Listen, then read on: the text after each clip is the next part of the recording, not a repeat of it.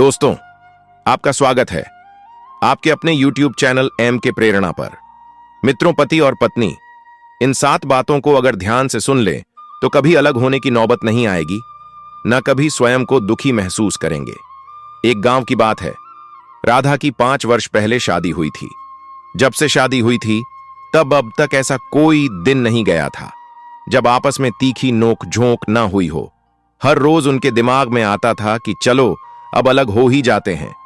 ऐसा कोई दिन नहीं जाता था जिस दिन उन्हें घुटन और क्लेश का सामना न करना पड़ता हो। राधा बड़े बाप की बेटी थी, लेकिन पति उसे कुछ उसके मन मुताबिक नहीं मिला था। एक दिन की बात है, शाम के लगभग 8 बजे थे। दिन भर की भाग दौड़ और घरेलू कामकाज से थकी हुई राधा अपने पति और बच्चों के लिए खाना बनाकर थाली में परोस रही थी। घर के भीतर का वातावरण थोड़ा तनावपूर्ण था। कुछ समय पहले ही राधा और उसके पति मोहन के बीच किसी बात पर बहस हो गई थी। यह पहली बार नहीं था कि उनके बीच इस तरह का झगड़ा हुआ हो, लेकिन आज राधा की सहन शक्ति समाप्त हो गई थी। राधा के मन में कई विचार उमड़ रहे थे। कितनी बार कहां है, थोड़ा ध्यान दिया करो। वह मन ही मन बुदबुदा रही थी।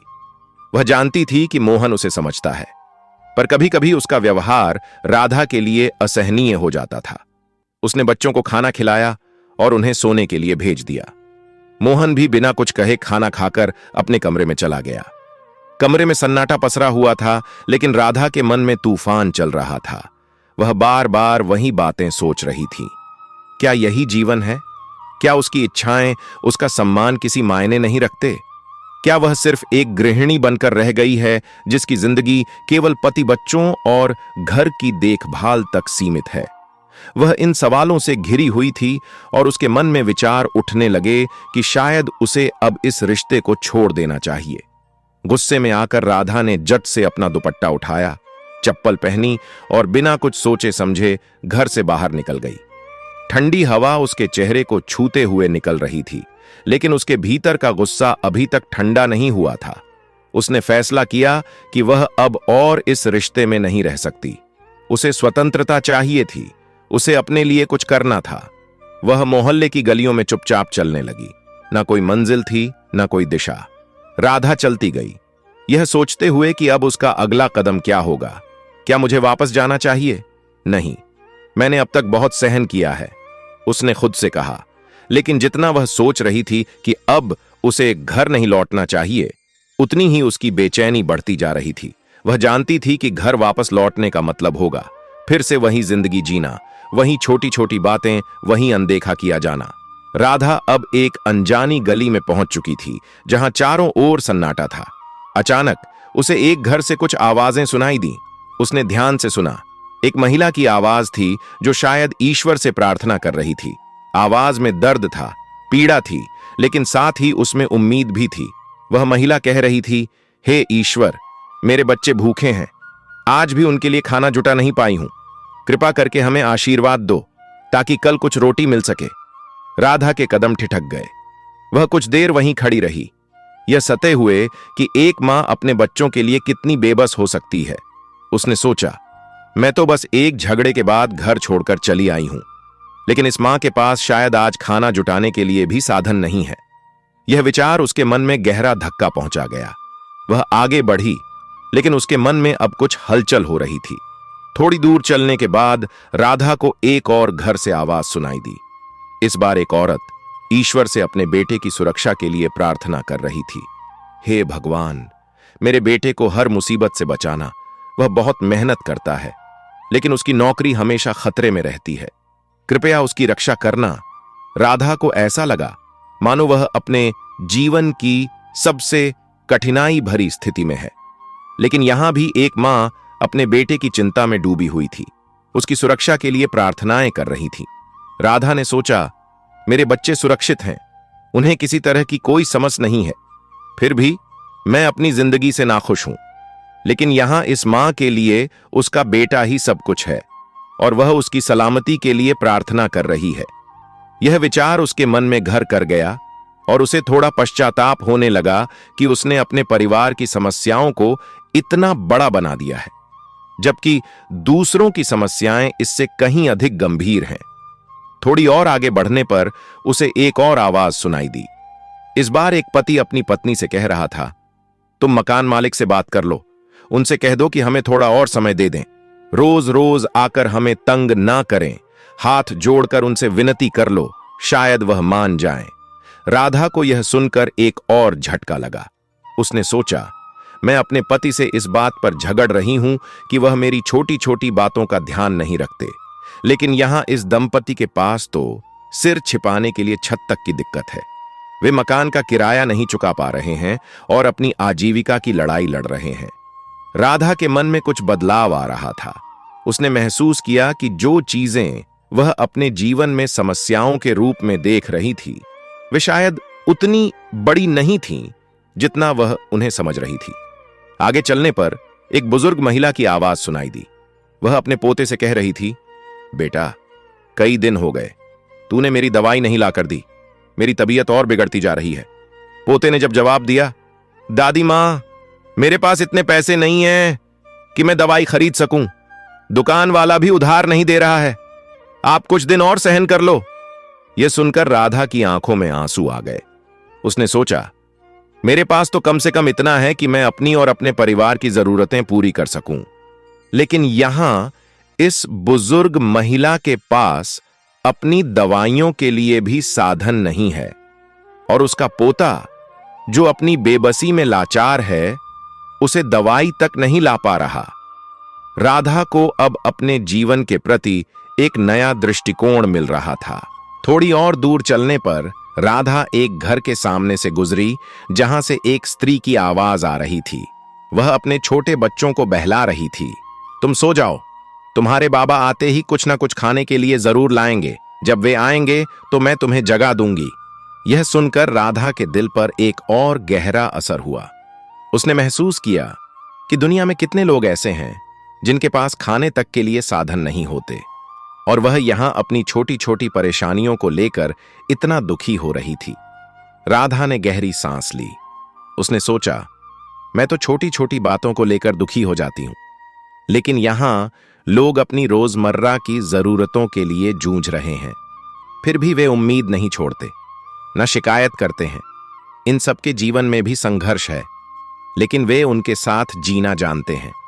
उसने अपने कदम पीछे मोड़े और अपने घर की ओर लौटने लगी। अब वह पहले जैसी नहीं थी। उसके मन में शांति थी और उसने यह समझ लिया था कि जीवन में समस्याएं सभी के साथ होती हैं, लेकिन हमें उनका सामना करना चाहिए, न कि उनसे भागना। घर पहुंचकर उसने दरवाजा खोला और देखा कि मोहन अब भी जाग रहा था। उसे देखकर मोहन उठकर उसके पास आया और चिंता से पूछा, तुम कहां चली गई थी? मैं बहुत परेशान हो गया था। राधा ने उसकी ओर देखा और उसकी आंखों में ईमानदारी और प्यार देखा। उसने मुस्कुराते हुए कहा, मैं बस थोड़ी देर के लिए बाहर चली गई थी, लेकिन अब सब ठीक है। मोहन ने उसे गले से लगा लिया और कहा, मैं जानता हूं कि आज तुम्हें मुझसे शिकायत थी। मैं हमेशा तुम्हारा ख्याल रखने की कोशिश करता हूं, लेकिन शायद कभी कभी मैं अपनी कोशिशों में कम पड़ जाता हूं। राधा ने सिर हिलाया और कहा, कोई बात नहीं। आज मुझे समझ में आया कि हम दोनों ही अपने जीवन की छोटी छोटी बातों में उलझे रहते हैं, जबकि हमारे पास बहुत कुछ है जिसके लिए हमें ईश्वर का धन्यवाद करना चाहिए। उस रात राधा और मोहन ने बिना कुछ कहे एक दूसरे को समझ लिया। राधा को अब जीवन के प्रति एक नई दृष्टि मिल गई थी। उसने महसूस किया कि हर इंसान के जीवन में कोई ना कोई संघर्ष होता है, लेकिन इसका मतलब यह नहीं कि हम उन संघर्षों से हार मान लें। जीवन की यही सच्चाई है कि हमें हर हाल में संतुष्टि और कृतज्ञता के साथ जीना चाहिए। कई बार हम जीवन की छोटी छोटी परेशानियों को इतना बड़ा बना लेते हैं कि वे रिश्तों पर भारी पड़ने लगती हैं। विशेषकर पति पत्नी के रिश्ते में, जहां समझ और आपसी संवाद की सबसे अधिक जरूरत होती है, कई बार छोटी छोटी बातें भी बड़ी दरार का कारण बन जाती हैं।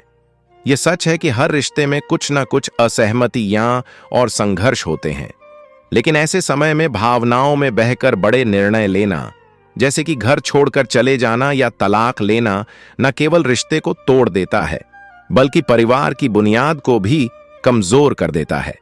समझने की सबसे महत्वपूर्ण बात यह है कि हर रिश्ते में उतार चढ़ाव आते हैं। जब हम शुरुआत में एक रिश्ते में होते हैं तो सब कुछ नया और उत्साहपूर्ण लगता है, लेकिन समय के साथ जब जिम्मेदारियां बढ़ती हैं, चुनौतियां आती हैं, तब वही रिश्ते हमारी परिपक्वता और समझदारी की परीक्षा लेते हैं।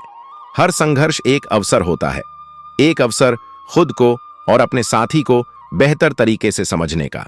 अगर हम यह समझ लें कि रिश्ते को बचाने के लिए त्याग और सहनशीलता उतनी ही जरूरी है जितनी कि प्रेम और आकर्षण, तो शायद घर परिवार इतने आसानी से ना टूटे। अक्सर ऐसा होता है कि जब किसी बात पर बहस होती है तो हम उस क्षण की भावना में बहकर तुरंत निर्णय ले लेते हैं।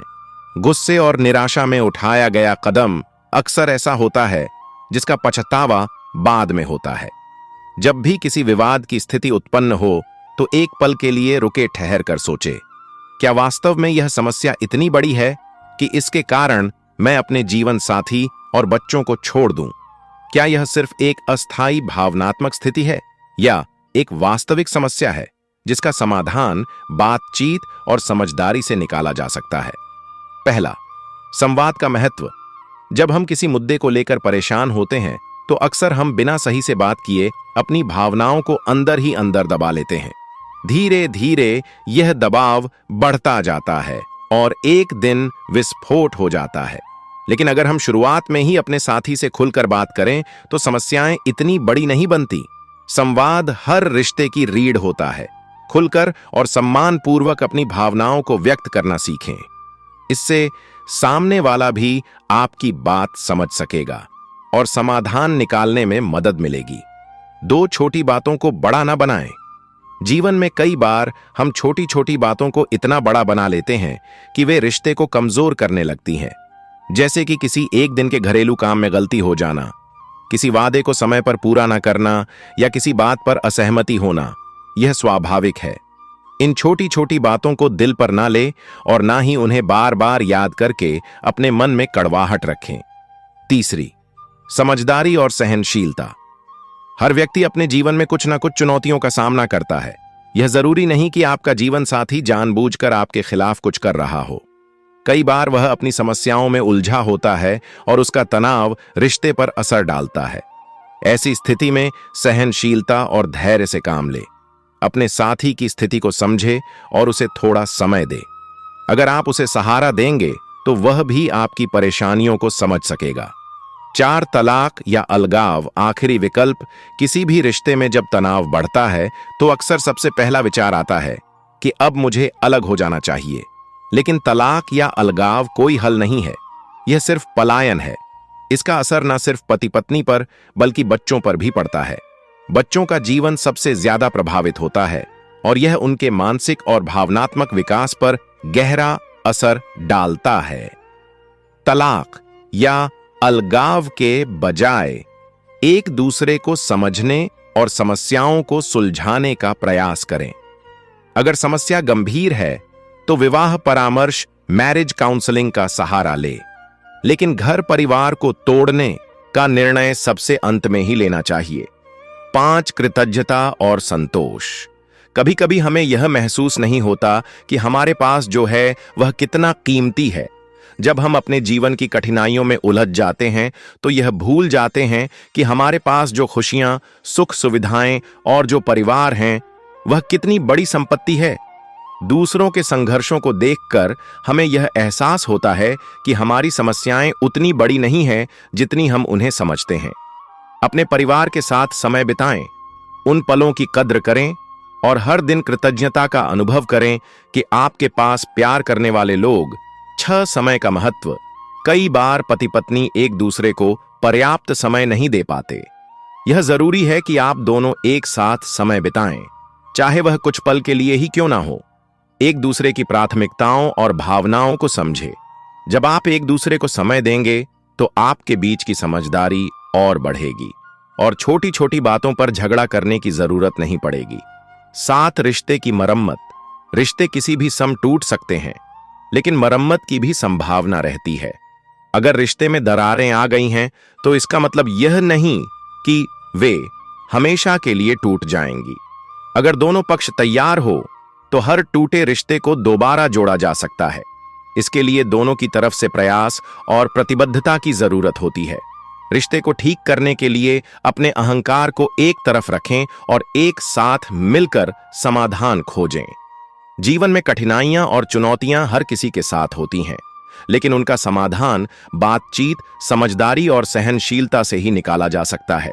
जो स्त्रियां भावनाओं में बहकर घर परिवार छोड़ने का निर्णय लेती हैं, उन्हें यह सोचना चाहिए कि उनका यह कदम केवल उनके ही नहीं, बल्कि उनके बच्चों और जीवन साथी के भविष्य को भी प्रभावित करता है।